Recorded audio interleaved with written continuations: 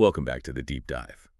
You know, sometimes the really big ideas are hiding where you least expect them, like tucked away in what seems like just a list of old names. Today, we're jumping into Genesis chapter 5, looking specifically at verses 15 through 20. We're continuing this, well, really ancient genealogy. And our mission really is to pull out some insights from these verses, things about legacy, the rhythm of life, and maybe what it means for us to be part of a bigger story. So yeah, what can this seemingly simple list tell us today? Let's find out.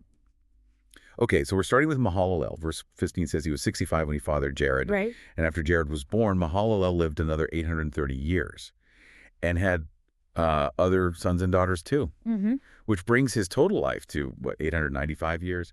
An incredible age. Absolutely incredible. But then it ends with that phrase we keep hearing, and then he died. Yeah, it's almost like a drumbeat, isn't it? Even with these almost 1,000-year lifespans, mortality is just unavoidable. It's right there in the text. And, what's interesting to me is the mention of other sons and daughters.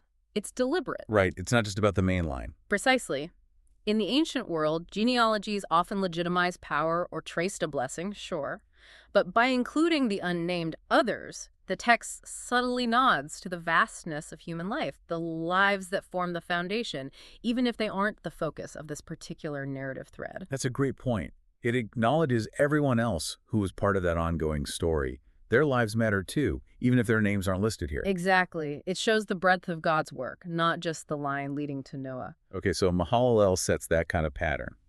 Then we get to Jared, and it's almost amplified with him, isn't it?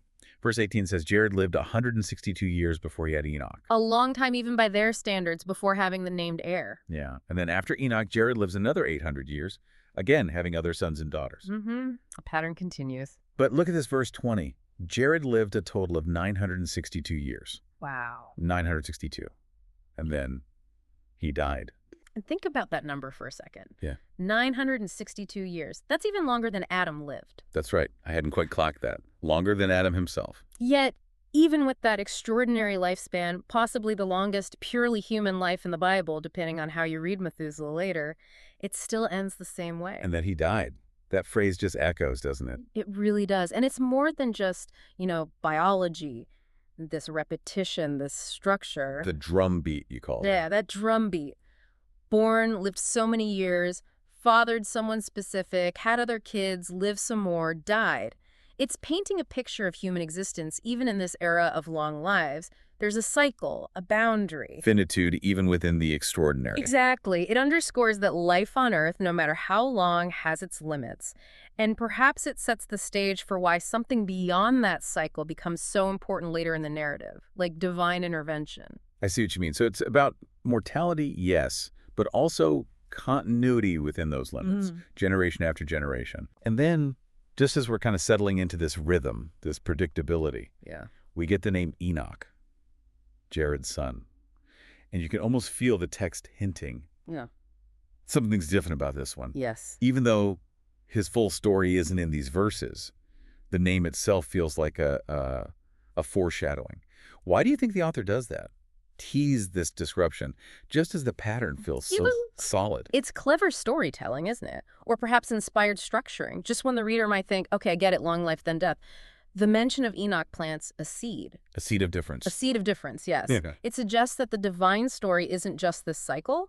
There's potential for transcendence, for God to act in a way that breaks the pattern. Ah, okay. It builds anticipation. It does. It keeps you reading, wondering how Enoch will be different. It signals this isn't merely a list, it's theology unfolding.